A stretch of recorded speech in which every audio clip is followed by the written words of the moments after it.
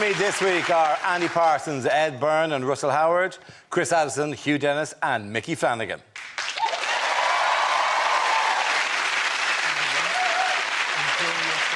Start with a round called Headliners. Here's a picture of the England football team after their World Cup exit. But what does GCED stand for? Is it Glasgow celebrates, Edinburgh delirious? Genuinely can't even defend. Is it a list of Rooney's favourite things? Granny's custard El Divo. Is it, in fact, a list of the letters that the assistant referee failed in his recent eye test? Have a goals, cheering. England? Deutschland. Is it Gerard calls Euro Disney? Have you got any last-minute cancellations? Is it gobsmackingly crap every decade?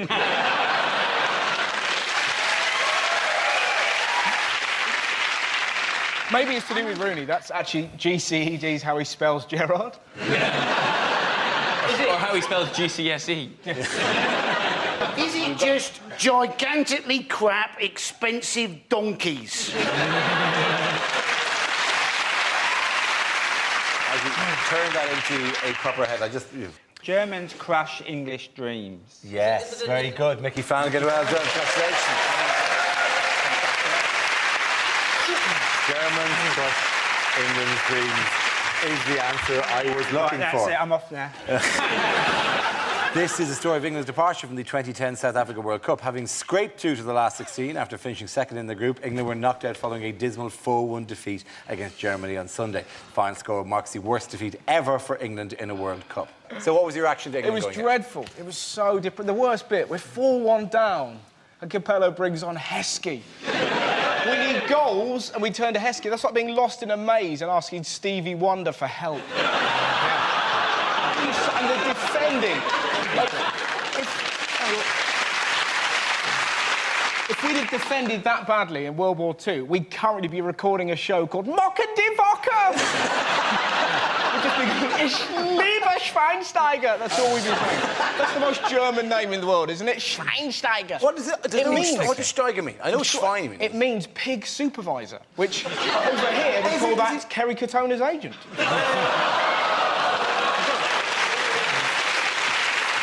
I thought the worst bit, I'm not going to troll to your agony and this or whatever, was when the fourth goal went in and you brought on Heskey and they just brought on anyone. They took off everyone important to already... There's 25 minutes to go and they were already resting people. Yeah. They brought on 2 little-known subs and a guy who won a phone-in competition. I'm not a fan of the game, but I admire Lampard's, just reticence. I admire his calm under pressure, that he didn't just go up to the referee and just abuse him, like, just throw untold insults at him until eventually the referee went, now, that's crossing the line, and then go, I'm sorry, I didn't think you'd notice. That would be the most witty little bit of ref banter. I didn't think you'd I didn't think you'd notice me crossing the line. Cocktail, don't mind if I do. You're saying now that it's tiredness that's created a lot of it, and I can see that with Rooney, because he has been making Shrek 3 for the last 2 or 3 years. They are tired. They are tired, and basically Capello said he thinks what should happen is that they should have a winter break, as opposed to at the moment when they have a break in the middle of the actual game. The only person who's really taken Capello to task is that bloke who accosted him and shouted at him, I paid £5,000 to come out here. That team you put out there was a disgrace. You should be ashamed of yourself. You can't say that to Capello. You have to say, me pay £5,000. You... Well, basically, the problem was, wasn't it, was he was playing Gerrard out of position. Yeah. He was playing John Terry out of position. But the worst thing of all, he was playing Emile Heskey about 6,500 miles out of the position that he should have been playing in. True fact, during all England games, the national grid at half-time experiences a massive surge, which is due to people dropping toasters in their baths. That's not what the second half. Do you know what the Germans said? What a wonderful bit of mine. The German tactics, apparently, were very simple. They tried to lure John Terry out of defence, and it worked. There was one of their team was holding a picture of Wayne Bridges' girlfriend on the edge of the pitch. Come on, come on. I know you want to. What we should do, we should sack them for a year, right? Give them all rubbish jobs. How brilliant will they be when they come back? Rudy, you were incredible out there. I don't want to go back to Argos.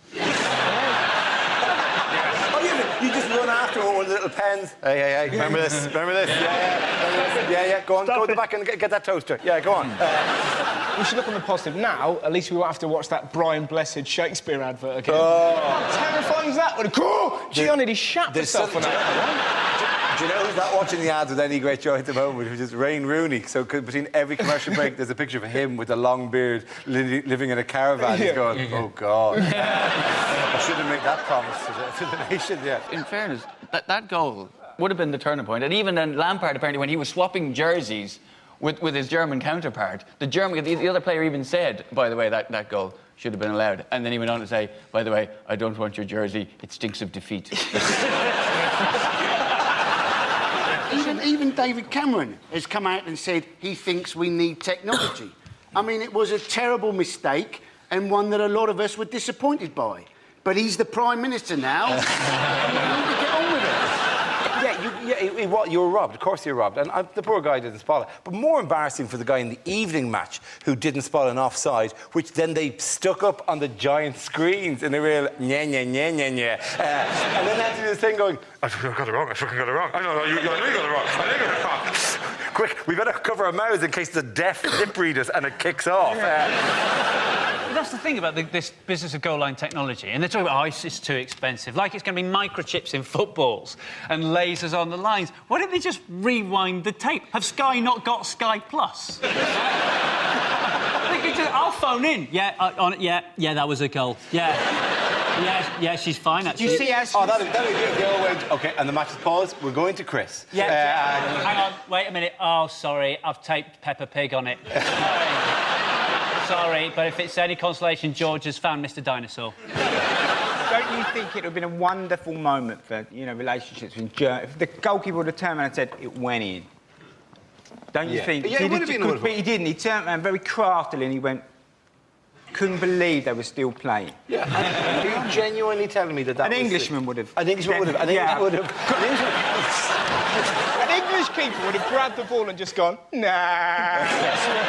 You can't tell me English footballers are now renowned for their honesty, are they? Compared to the Europeans. Even after the game, Steven Gerrard actually said, right, having been beaten 4-1, Steven Gerrard said, it may have seemed that we were given a right hiding in the second half, but that wasn't the case.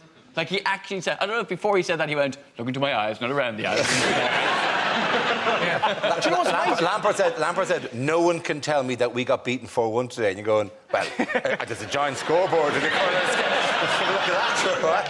But what's interesting, apparently sales of condoms have gone down since England have been knocked out of the World Cup. Generally true. Which implies that there are blokes beforehand going, good girl, Linda! So when I keep playing like that, you're going to get it, darling. And it makes you think, is there a female equivalent? Well, that is a cracking episode of Hollyoaks. Barry!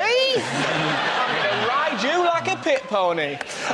So, for the entire match, is there a woman sitting on the end of the couch in, all basked up and stuff, and then as the goals go in, going, get me coat. Still Argentina are through, aren't they? Well... And they're exciting. You get to see Maradona. Looks like a cross between Antonio Banderas and wee little Jimmy Cranky. It's fantastic. And then when they score, that much kissing going on the Argentinian bench, it looks like Clapham Common on a dark night. Maradona in that suit, he's a man who should not be wearing a suit, isn't he? He looks like he's either on his way to court or he's about to do an advert going, hey, you want carpets? Crazy Diego, eat your carpet. Yeah, that round. The points go to Russell, Ed and Andy.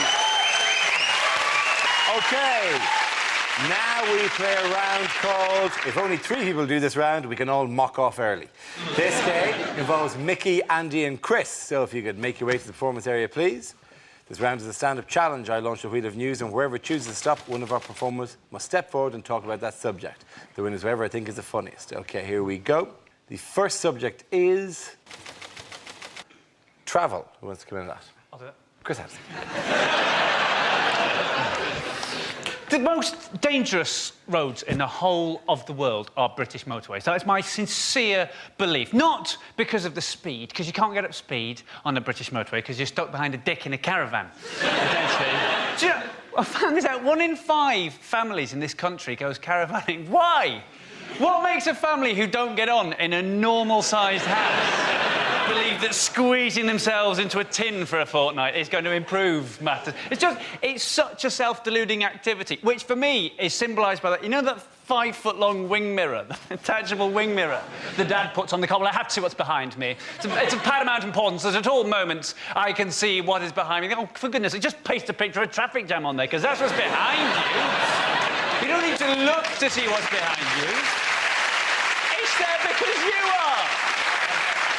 So the government, they're boring, right? The motorways are boring, and the government puts up those signs to stop us falling asleep, saying, TARDIS can kill, take a break. But the thing is, we're not surprised by those signs anymore, so they don't really work. I think they have to keep changing them. I think they should change those signs to keep us on our toes. Change them to ones that say, Deja vu can kill, take a break. And then one exactly the same, half a mile.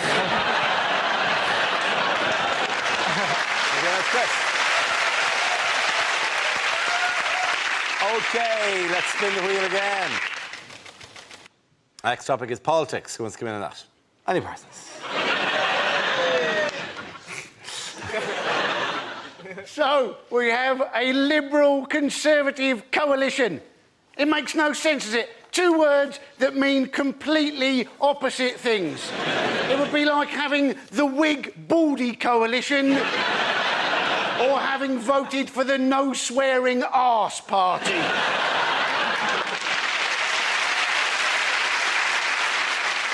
We have a new Foreign Secretary, William Hague. I don't think he's going to be taken seriously, is he? Every time he goes to Afghanistan, they're just going to think, oh, it's Ross Kemp on another undercover show. I mean, at the moment, you know, we'll never know, will we, exactly how much Biggotgate affected the election result. Why didn't Gordon Brown just answer Gillian Duffy's question? All she said was, those Eastern Europeans, where are they coming from? Now, even I could have answered that question. Thank you very much, Danny Parsons. OK, that leaves us with Mickey. Let's see what topic you've been left with. Let's spin the wheel. And the topic is food. Oh, there you go.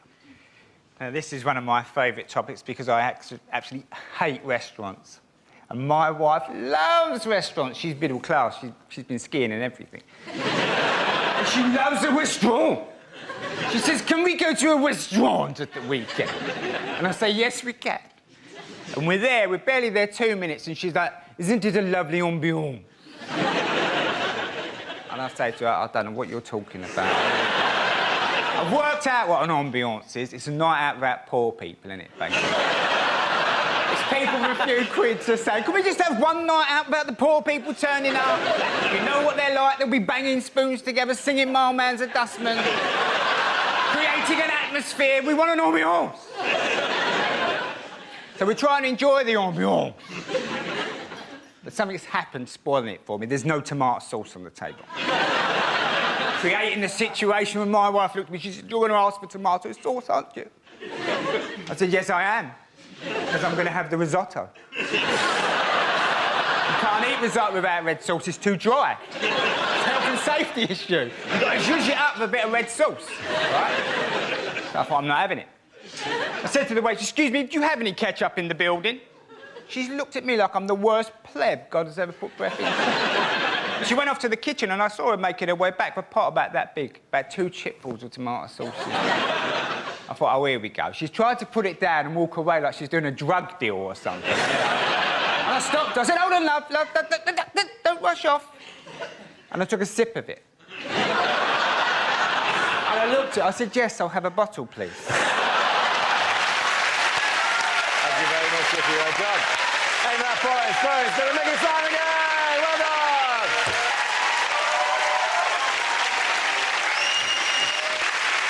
Our next round is called Newsreel. We play in a recent piece of footage featuring people in the news and ask you to suggest what might be being said. OK, here we go. Oh, yes. I bet you're glad to see me again. I'm loving not being Prime Minister, but some old habits do die hard, so you're a bigot. You're a bigot. Yep, you're a bigot. So how are you, Nick? You OK? You enjoying yourself? Well, actually, now you come and mention it. No, I'm not. I'm actually bloody pissed off. What did I mention? Well, it's this coalition thing, isn't it? I mean, really, I'm just a lackey, aren't I? I'm just a lackey. I mean, even my own children are calling me Smithers. Yeah. Oh, hello, dear. Hello, dear. Are you in here to keep out of the cold? Only, I'm going to have to move you along because the Queen's coming along in a minute. Yeah, no, don't worry. I know exactly who you are. Only joking. Yeah. Yeah. And come the revolution, this is where you'll be tried. You'll go down this staircase, avoiding the rotten tomatoes thrown by the baying protesters. And you're a lawyer. I want you to defend me on 4 counts of inciting racial hatred and 156 of cruelty to animals. So, oh, hello. Oh, I say. Oh, yes, lovely. Hang on a minute. I've just got to think of something inappropriate to say. No, I've got it. Who fancies a threesome? Well done, Hugh. Thank you very much. Our next round is called If This Is the Answer, What is the Question? On the board are 6 categories. Mickey, which category would you like? Home news, OK. please. Your category is home news. The answer is obesity, warts and indigestion. What is the question? Is it the original title of Sex in the City 2?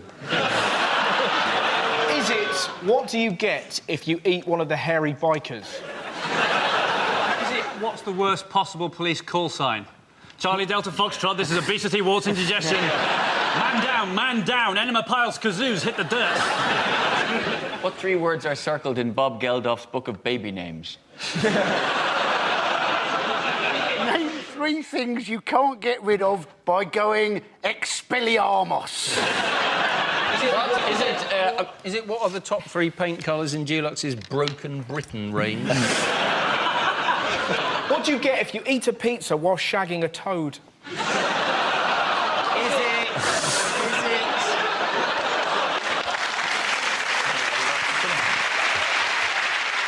What should you not put before GSOH in a Lonely Hearts Act? What have I, at one time in my life, claimed my semen can cure?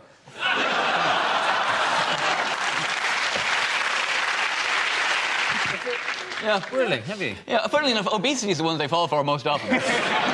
Is it what can you catch just by watching an episode of Embarrassing Bodies? It's one of that programme, isn't it? Why do they go on telly? Oh, my arse is green. Can you put a camera on it so all my mates can see me on telly with a green arse? The presumption is that if I admit to a green arse, then everyone go, oh, thank God you were brave and said, because I also have a green arse. Nobody has a green arse. You're the only one. That's all you've proven, is that you're the only one with a green arse. Oh, sorry. What are 3 of the reasons people have claimed incapacity benefit? That's absolutely right. Thank you very much for your guess. Very good. Yes, the question I was looking for was, what ailments have been given as reasons for being unfit to work by incapacity claimants?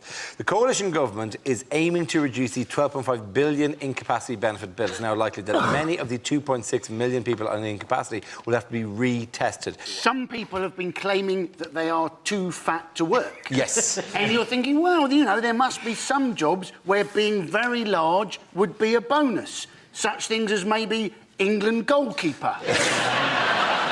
Among the things that people claim for include stress, was mentioned, dizziness, anxiety, that's all fine. Hemorrhoids, coughs. Hemorrhoids? Hemorrhoids. What, do they work as a pogo tester or something?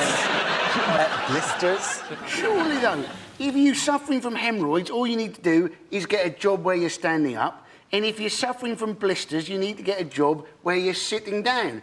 So surely all we need to do is pair up the hemorrhoid and blister people and get them to swap jobs.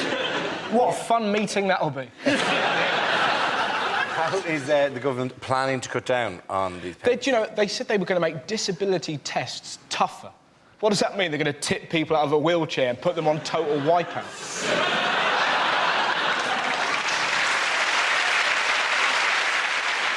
You know the news? Why were these 2 men in the headlines this week? This, Star, is the longest tennis game ever, I believe. No wonder it was so long. Look, neither of them even has a racket. 76 days. What are the names? Isner and Mahout. Isner and Mahout. Sounds like something Scottish people say. Isn't it a mahout? I've no idea. I'm a stranger here myself. The press called it the longest game, but presumably it was also the dullest game. If they played any longer, then they would have synchronised their menstrual cycles. Did you watch any of it, though? Just kept Yeah. going. Oh, you're watching it, just go, oh, finish, just end, just stop. I felt like Sting's wife. Make it stop. And the best thing about it, because two of them are completely unknown. So the commentator, God love the commentator, who had no little nuggets about the two of them because they hadn't done anything. And they're going, oh, tall guy again. Oh, the little French guy's won that one. I got nothing. Get me out of here. It's so boring. What they need, every time there's an ace, there should be a monkey in roller skates just wander on and go, ta-da! You know? Just to make it... I've got another idea. Whenever they go, new balls, please, the Crowds have won, has to go, oh, mate. It went on so long, even the scoreboard broke down. When it's got to the stage where the scoreboard can't cope, surely that's a sign that they should settle it with paper, scissors, stuff. Apparently, the bloke who lost, when he met the guy at the net, he said, best of three. What has happened to Russian lady tennis players? When I was a kid, right, if there was a Russian lady tennis player on and she got interviewed after the match and they go, that was great, you played really well, the Russian lady tennis player would go, thank you very much. The best thing about the female players, the noise they make when they hit the ball is extraordinary, isn't it? It makes you think, what do they sound like when they orgasm? If they make that noise when they hit a tennis ball, it must sound like someone's throwing a seal into a jet engine. This always bugs me. There's no physical reason to make a noise while... Sounds good, though, doesn't it, Dark? No, it doesn't sound good. It doesn't sound erotic, but there's no reason to do it. Like, if you move a piano or something, or you're lifting suitcase, in that bit... If last move a piano. OK, that's not a good example. I've moved a piano in a long time. So, do you know what it would be? It would be if, on an airline check-in desk, right? You know that bit where you have to go... boom, and do that, like, whatever. Yeah. People don't go... like that. That's the same. It's an impulse motion, like, whatever. But wouldn't it be great if they did? Imagine snooker. Darts. That's what we like, a bit of grunting. It's You're playing draft with a child. Bring me! The Queen ought to make a noise every time she shakes someone's hand. There's also, you've got to feel a bit sorry for the Queen, because she went to Wimbledon for the first time in 33 years on that day, and she found that exactly the same match was still happening. I just like the idea of the Queen sitting at the tennis going, I'm a stamp, I'm a coin, I'm a stamp, I'm a coin. At the end of that round, points go to Chris. Here, Mickey! Now we come to scenes we'd like to see. So if everyone can make their way over to the performance area, please. I'll read out this week's topics and then we'll see what our panelists can come up with. OK, here we go. The first subject is unlikely things to hear at the World Cup. I'll tell you what, that Nelson Mandela's a bit of a dick. And on comes the sub for North Korea, and it's torpedoed the opposition. Heskey scores!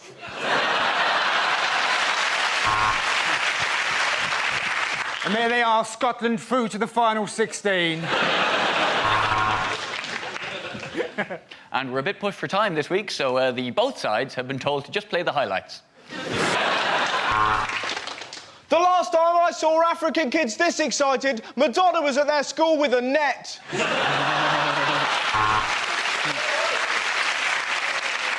Well, it's very hard to tell with his legs at that angle, but no, that is definitely a Brazilian.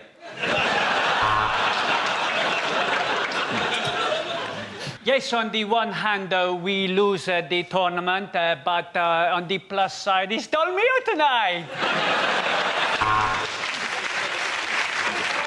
That's right, Emmanuel Adebayor. I understand exactly what you just said.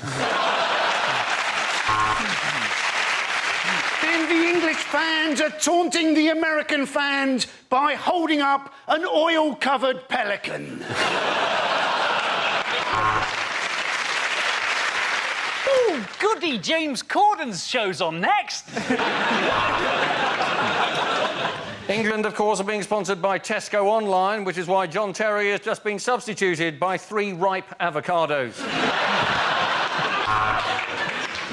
And here we are on safari. There is a giraffe and an ostrich. I'm terribly sorry, it's Peter Crouch's parents.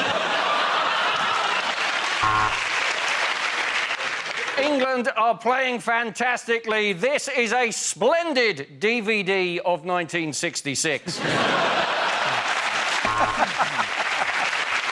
what a shame Ireland couldn't be here. But then Thierry Henry is a filthy, cheating, lying bitch.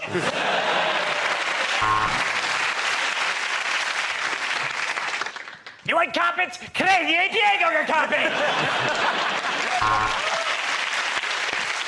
OK, the next topic is unlikely letters to television channels. Dear Channel 5, your recent documentary on dyslexia was insightful and sensitive. Please show The Boy with Shit for Brains again. As a terrorist, I've been watching Countdown with interest. It is rubbish. Nothing happens. Dear News 24, go to bed.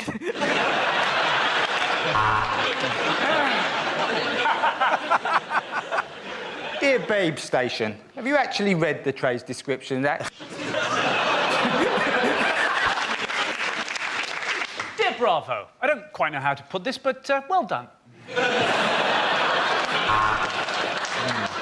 Dear Channel 5, isn't it time you just called it a day? No one will mourn. I'm writing to thank you. On Sunday afternoon, whilst watching television with my wife, I was urged to press the red button. I did, and my wife had her first orgasm in 40 years.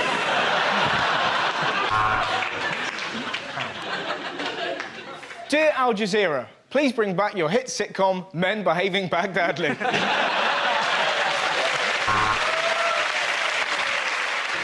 Dear History Channel, the Nazis were bad. We get it. Dear Hallmark, roses are red, violets are blue, your cards are shit and your channel is too. Dear Channel 4, why don't you pricks book me for any of your shows?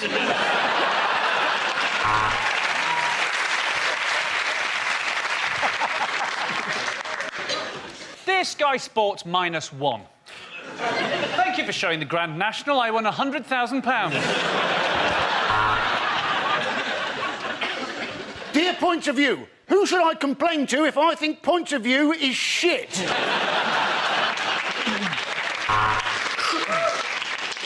Dear Fiver, if I give you a tenner, will you please stop broadcasting? Dear Channel 4, why not liven up Deal or No Deal by putting a nail bomb in one of the boxes? OK, at the end of that round, the points go to Russell, Ed and Andy.